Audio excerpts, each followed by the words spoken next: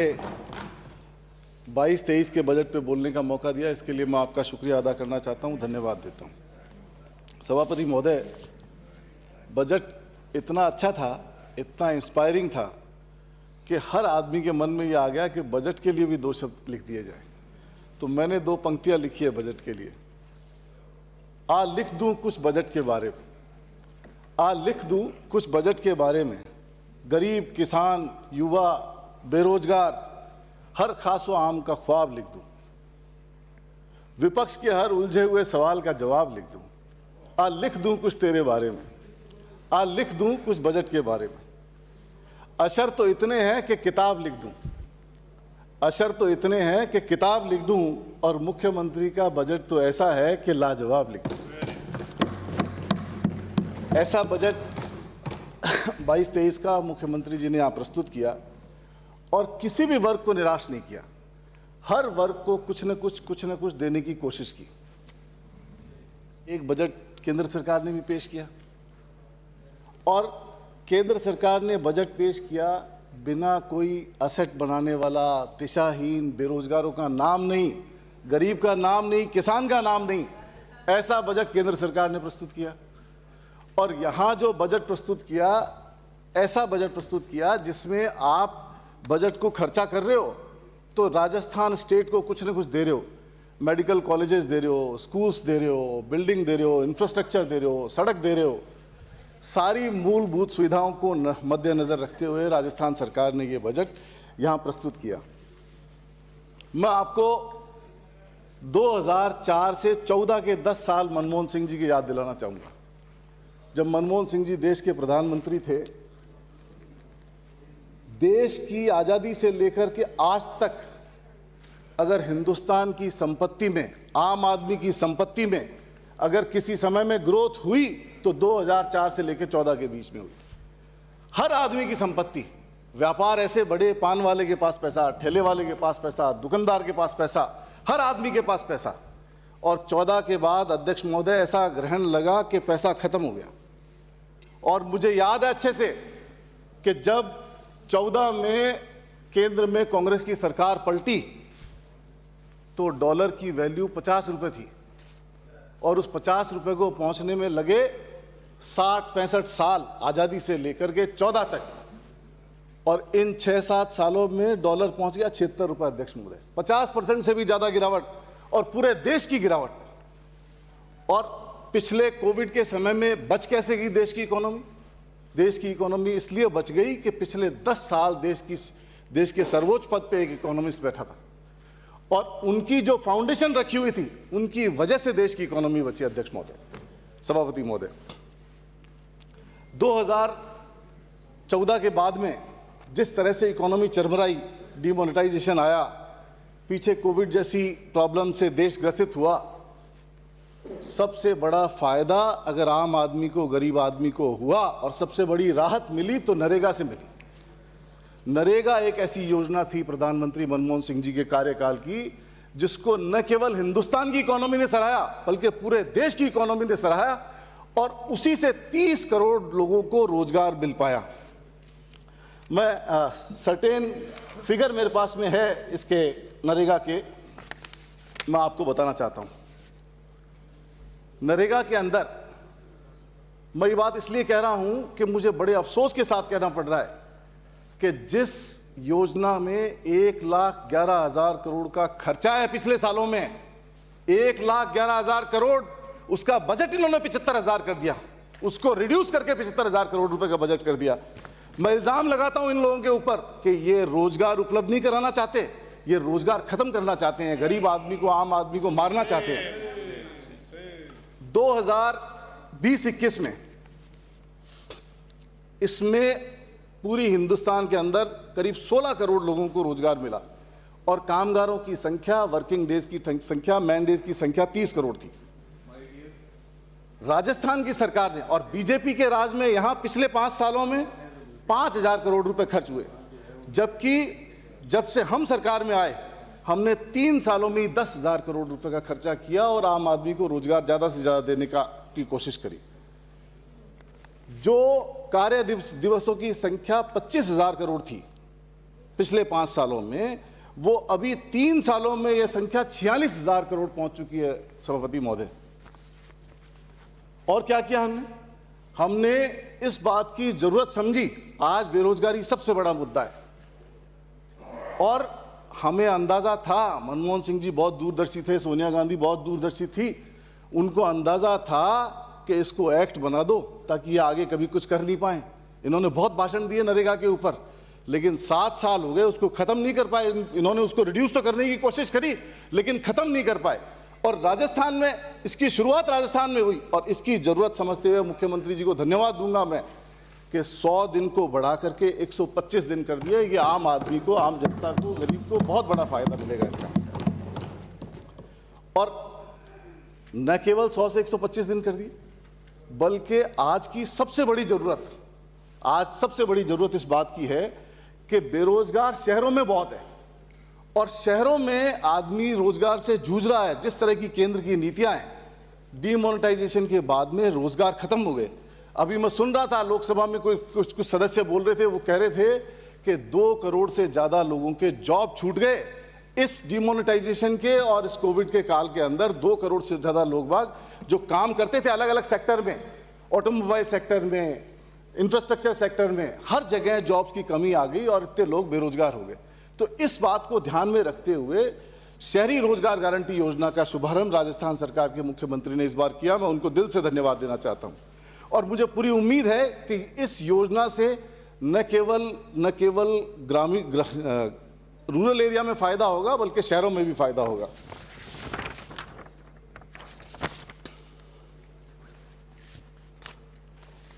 अध्यक्ष महोदय, जब ये बजट आया तो बजट के बाद में हम सब लोग अपने अपने घरों में गए और रास्ते में देखा कि सरकारी कर्मचारी डीजे लगा के डांस कर रहे हैं।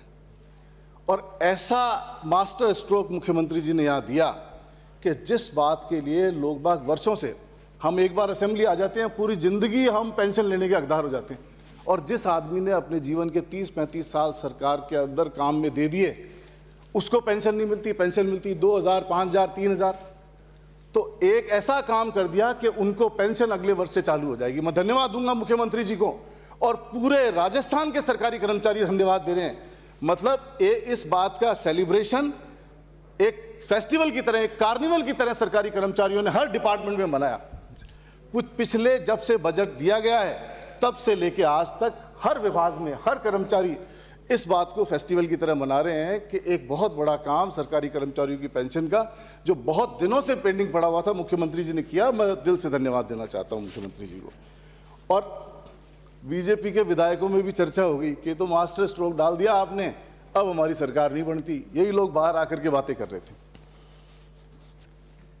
बिजली, कोविड के समय में सभापति महोदय, कोविड के समय में बहुत अरसे से एक मांग चली आ रही थी कि साहब बिजली का ऐसे समय में लॉकडाउन रहा, 2 महीने आदमी घर में बंद रहा, जॉबलेस हो गए, तो बिजली का पैसा कम होना चाहिए। 2 महीने का रिलीफ मांग रहे थे और मैं धन्यवाद दूंगा मुख्यमंत्री जी को कि खाली 2 महीने का रिलीफ नहीं, मुख्यमंत्री जी ने 2 महीने की जगह हर आदमी को हर बिल के अंदर 50 यूनिट फ्री कर दी, 2 रुपए की सब्सिडी कर दी 100 यूनिट तक, और 150 यूनिट तक 300 रुपए की सब्सिडी कर दी। मैंने कैलकुलेट कराया तो हर आदमी का बिल 500 से लेके 750 रुपए हर आदमी को बिजली के बिल में रिलीफ मिलने वाला है। बहुत सारी बातें हमारे साथी यहाँ अभी बोल रहे थे और पेंशन योजना की खिलाफत नहीं कर सके। बिजली के बारे में कोई नहीं बोला।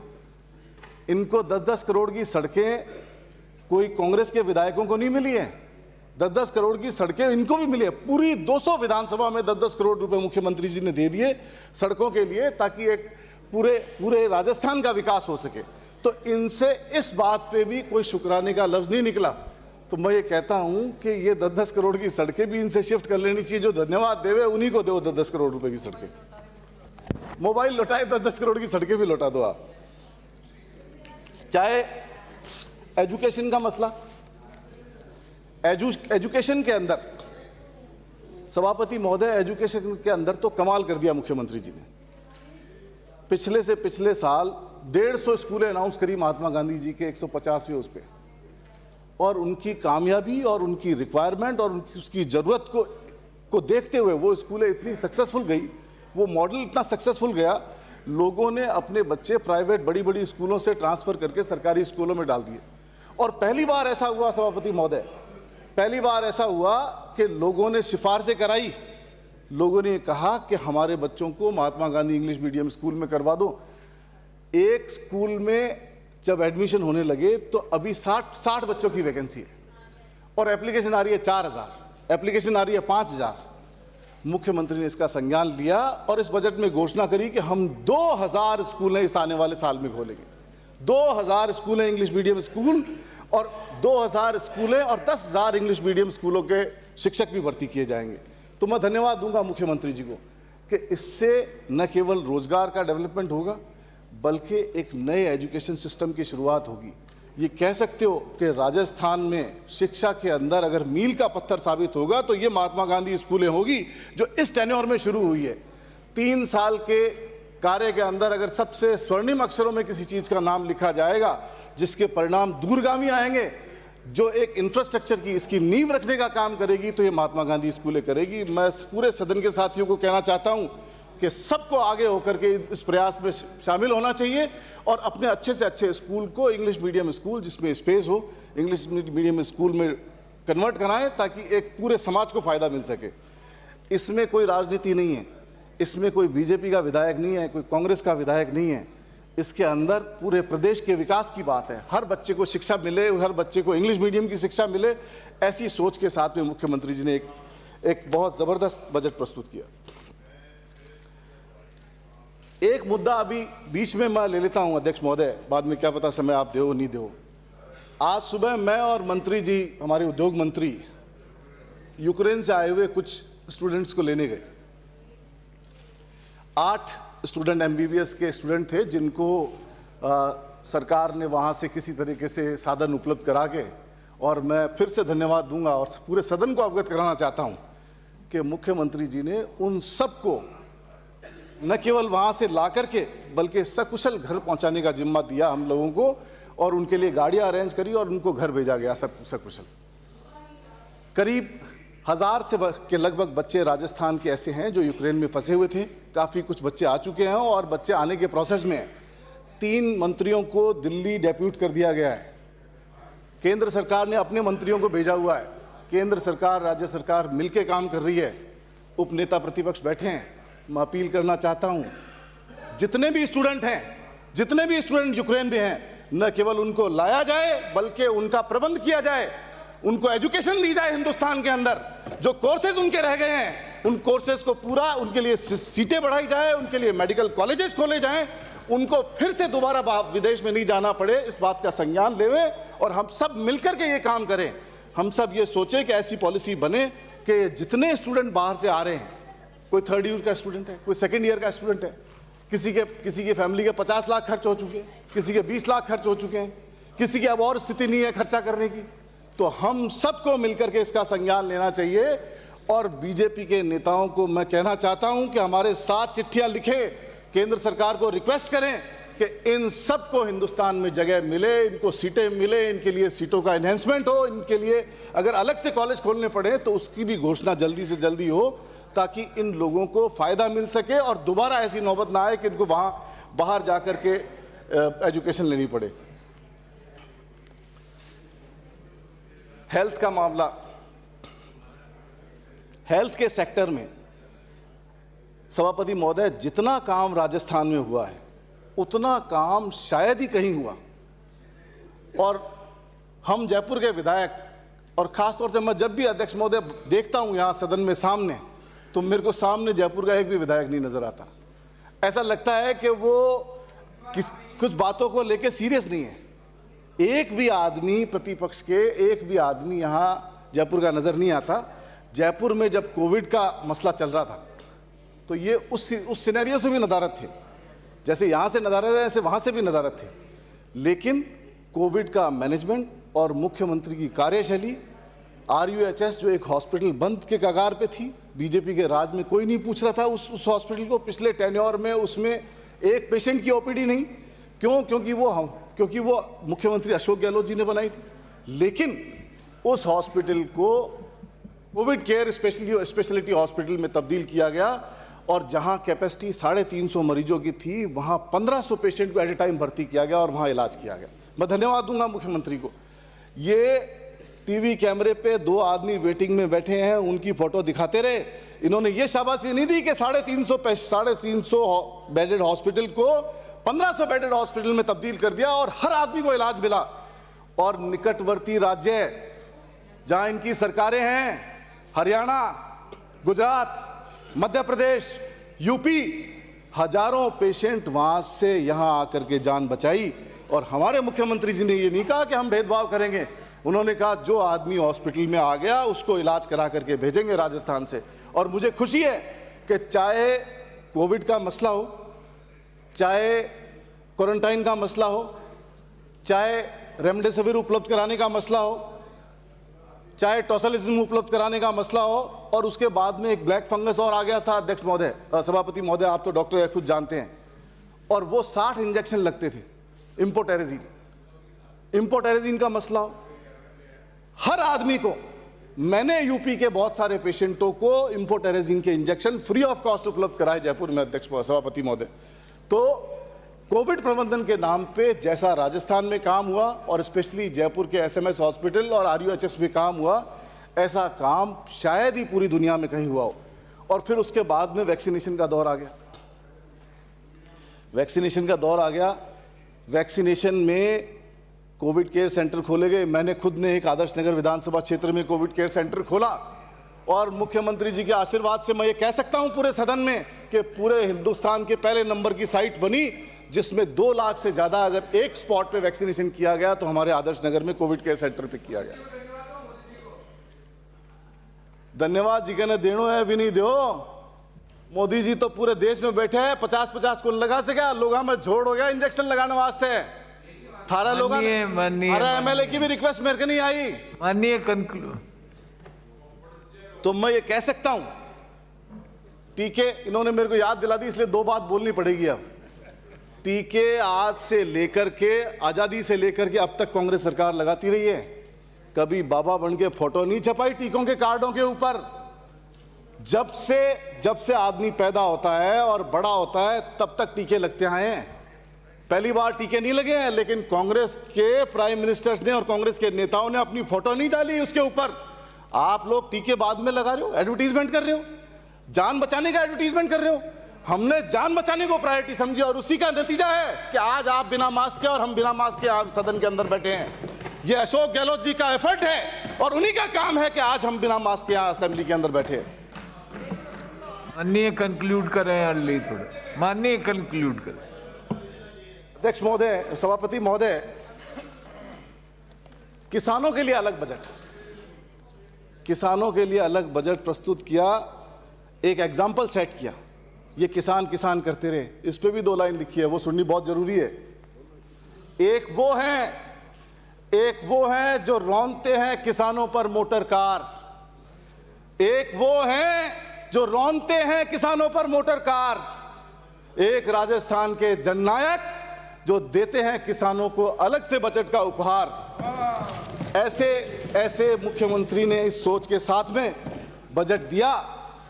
मेरे जुनून का नतीजा जरूर निकलेगा। जो बजट दिया उसकी कह रहा हूं, मेरे जुनून का नतीजा जरूर निकलेगा। इस स्याह समुंदर से नूर निकलेगा, ये मैं आपको बताना चाहता हूं।